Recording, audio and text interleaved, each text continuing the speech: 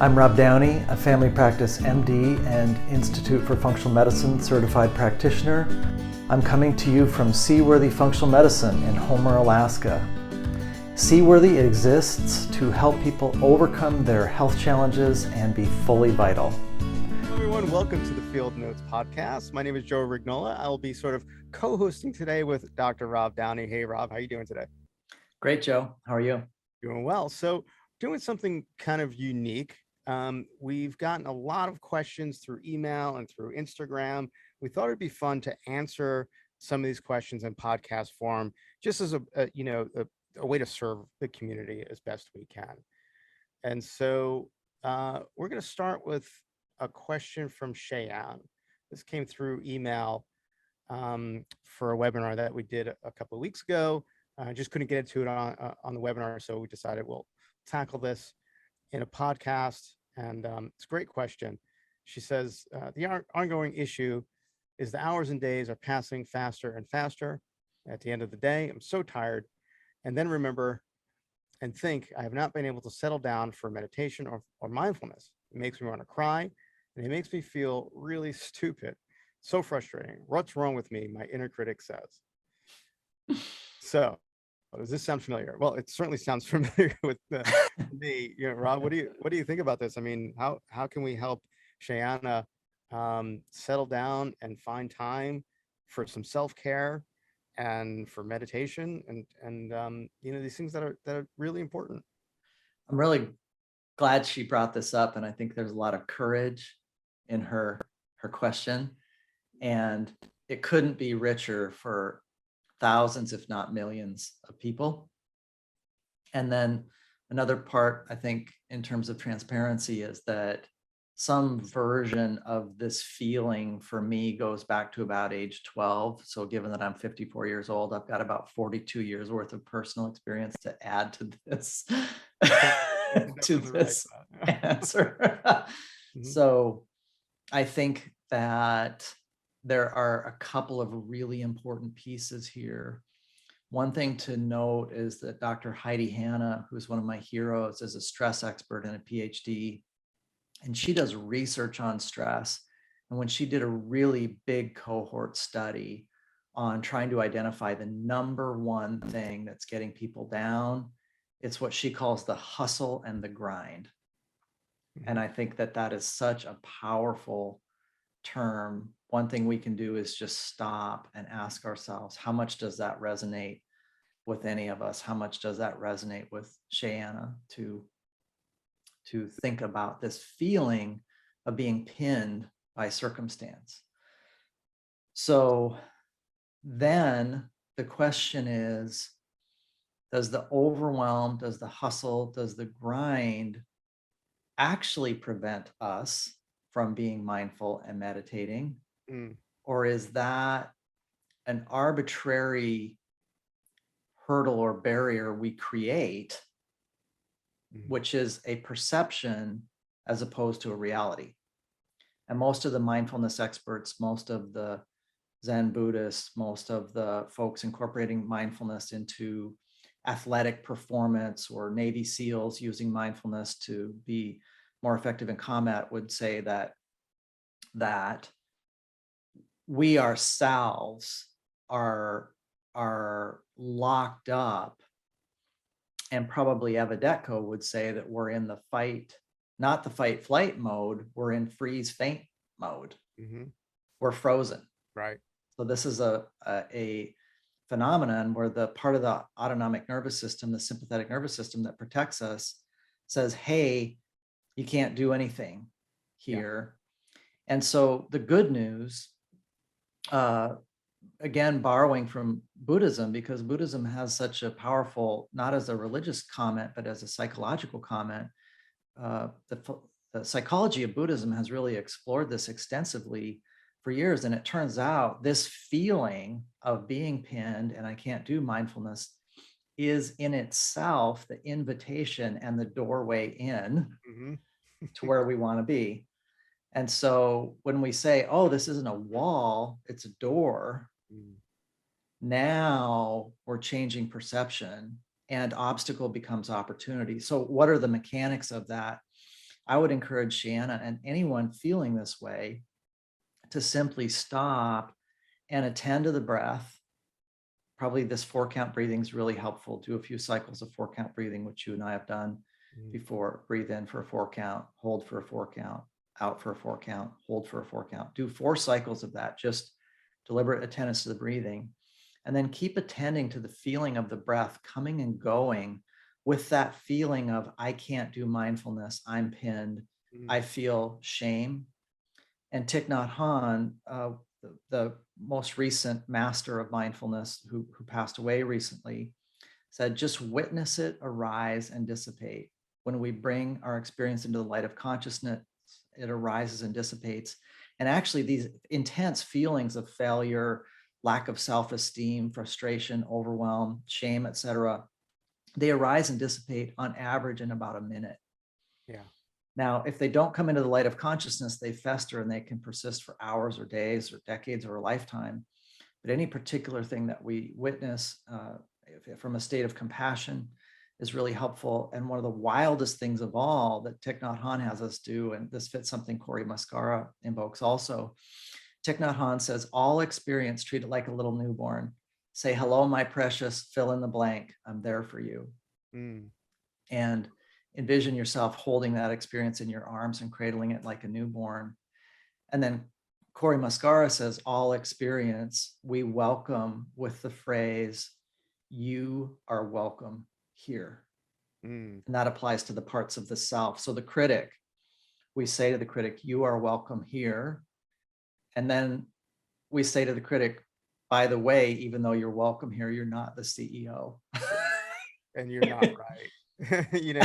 I love that, bringing that, Shanna, there's clearly a level of awareness that you bring to this experience. And so, what I would say is, awareness is sort of step 1 and complete acceptance is sort of step 2, right? So like Dr. Rob said, these thoughts come up. Can you allow them to just come up without judging them? Even a thought that says, what's wrong with you? Or you feel stupid, like it just comes up and it goes, right? And so you have the awareness here. And so can we bring a level of non-judgment to it now and say, yeah, is this true? No, it's not true. Am I being stupid? No, of course not. That's your inner critic. And those aren't your thoughts, right? This is, these are thoughts that maybe were taught to you at some point. These are thoughts that maybe came out of some sort of an experience or an event. Those are not really your thoughts. So you would never say that to a friend, right? And so, so realize those aren't your thoughts and bring, just you have that level of awareness, bring a level of acceptance. You didn't get to meditate today. Can you accept that? Because it is what it is, right? And so I think that one of the definitions of anxiety to me is wanting this moment to be different than it is. It's impossible. So you have no choice really but to accept it. And so catch yourself when you're with that negative self-talk. If you could just catch yourself and create some space between the thought and yourself and realize that you are not your thoughts and create that sense of space there. And the more you sort of practice catching those thoughts, the more space in between you'll find, right? More space there'll be for you to just allow them to come and go. The more space you'll get, you'll experience to sort of realize that they're not true. They're not your thoughts. They're not you. Some practical things that I would say is set a timer on your phone, or I have like a separate just analog timer that I keep right next to my computer at my desk, which I set for every 30 to 45 minutes. And it goes off and it's a reminder to just sit for 2, 3, 4 minutes. Just concentrate on the breath. So something really practical. And then if you want to do something, if you want to do a half-hour meditation, put it on your schedule. And what I've found for me is if it's not on my schedule, it doesn't happen. And that goes with everything from a meditation to a date night with my wife, right? It sounds weird to schedule something like it's an appointment, but to me, sounds like you're busy. It sounds like you've got a lot going on. So to me, it's like, have a schedule and put it on the schedule for a specific time. And then it'll happen. It's like an appointment with yourself that you can't miss. It's non-negotiable. You have to spend some time with yourself each day. And then, and if for whatever reason it doesn't happen, well, the last thing you need to do is beat yourself up about it. It's almost like let's not be anxious about feeling anxious. Let's not feel bad about feeling bad. Right. Let the original feeling of anxiety or whatever negative thought there is, just let it be without attaching anything else to it. And then watch how fast it dissipates when you can do that. Beautiful. This is so important. Let's do one more cycle of reflecting if you're receptive, Joe, because I think that, again, from a perspective of service, some of these things may be very helpful to folks. And so some things that I flashed on while you're talking is that Shanna and others can give themselves credit for mindfulness and meditation simply by slowing down and being aware of one's state of consciousness, not pushing things away, not being averse, nor grabbing onto things. And what Herb Benson from Harvard would say is, as long as we're attending to the breath and returning to the breath or any focus, our mantra, peaceful, positive, energized, healthy, whole, or as we breathe in, saying, I'm grateful, as we breathe out, saying I'm peaceful, anything that we return to over and over again meets criteria for restorative practice, which is good for our parasympathetic nervous system and our genetic expression.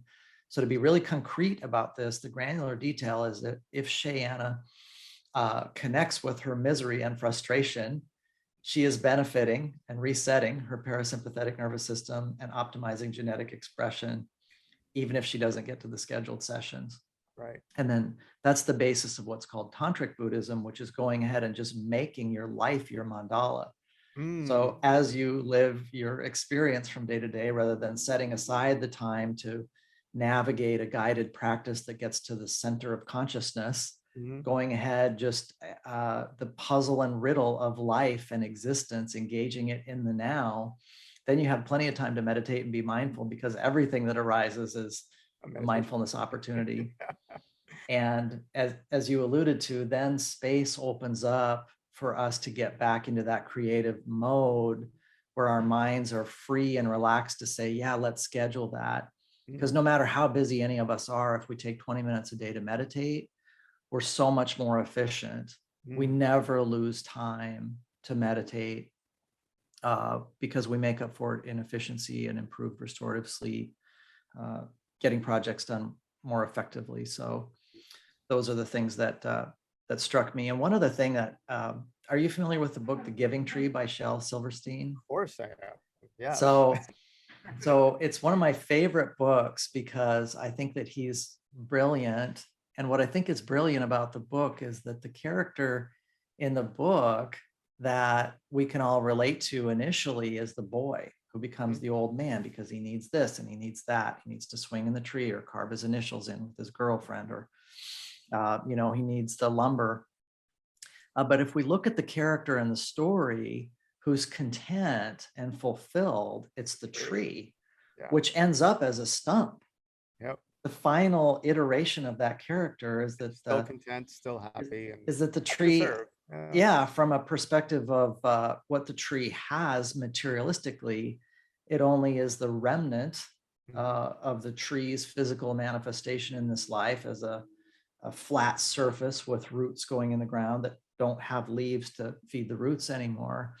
But from a perspective of fulfillment, the boy has spent his whole life chasing from one thing to another, probably going through the same kinds of feelings like, I want this, but I have this, but now I want that, etc. And the tree the whole way through is saying, I'm good to go.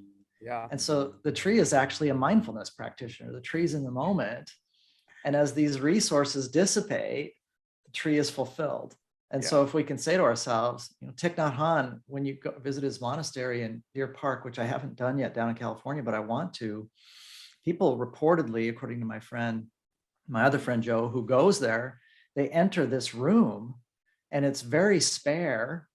And then Thich Nhat Hanh's calligraphy is up on the wall and it says, "This is it." That's so good. So good. So true. So true. I've never thought of that book. I've known of that book for quite a while, and with young kids, it's been sort of introduced to them. And but it's the middle way, right? It's very even and solid and forgiving, and it's really interesting. It is the Buddhist middle way. That's the tree. It's really interesting. I love that. That's fantastic. um One other thing here, just to wrap up with Shayana, at the end of the day, she says, I'm so tired, and I remember, this is the key word here, I remember I haven't been able to settle down for meditation. Well, do it. You can do it then. Like, Mhm. at the end of the Yeah. day, instead of beating yourself up that you didn't meditate throughout the, you can meditate in bed and fall asleep. Like, Yeah. it's beautiful, and what a way to fall asleep. And I bet Yeah. it helps you fall asleep faster. Sounds, Yeah. sounds like there's some similarities here with certainly with myself, where, yeah, I mean, ruminate, or let my anxiety and stress sort of get the best of me at night. Mhm. But if you can create that space at night, then, gosh, that's really powerful to be able to do that at night. So there's nothing wrong with just laying in bed and meditating. I love that the feeling of frustration at not meditating is the bell of mindfulness to meditate right then. Exactly. And Exactly. then Because if you one, say right here, I remember, then I remember I haven't, but you, so give yeah, yourself credit because you remembered. right, right. This is an opportunity. And also these feelings then that we're not enough. These are called second arrows. So the first arrow is whatever our circumstances are. We can't change that. The second arrow we stab into ourselves. Mhm. I'm not meditating. Right. Right. So if we avoid putting that second arrow in, or we pull it out and say, I'll go ahead and meditate now. Or there's an app called OMM, 1 minute meditation, which is Mm, free. great. And you put the icon on your phone or tablet. And when there's that feeling, if the feeling of overwhelm is really big, I think 1 minute is a really good thing to do. Pull up Mm, that app and click it, and it just shows a little image. mm, And then in a minute, there's a little chime that goes off. And just go ahead and meditate for 1 minute and feel that feeling of peace, so that the meditation isn't an obligation, it's a blessing. yeah. Yeah. It's something to look forward to. Yeah. And I think, just to reiterate what you said before, it's like when we feel like we don't have time to meditate, it means we need to meditate more. Right? It's when you The really, part you invoked, the scheduled yeah, practice, that builds that muscle. I really want to acknowledge yeah, that. I think mhm, these on the fly things we do open up room in our consciousness that we are busy and yeah, there's time for ourselves. And as we give ourselves that precious time with a mhm, devoted practice, then we see our consciousness really, that perception of overwhelm and massive busyness just settles and settles and settles and settles. And then we see ways that we didn't even think existed to be less busy and be more efficient. yeah, And I find that people with a consistent practice, life comes along and does very interesting things to their lives as a reward for their practice. What about this? What about that? Here's an opportunity you didn't see. right, So right. life rewards our devotional practice by giving us a chance for our cup to spill over to others and be less busy. That can't be overstated. It's the magic happens in those quiet moments, and that when you create that space is really when magic happens, when ideas come, when inspiration comes, when the muse comes to sort of Mhm. help us along this journey, because it's that support's always there. I believe that the support from the universe is always there, and it's just we need to Mhm. create space for that to come through.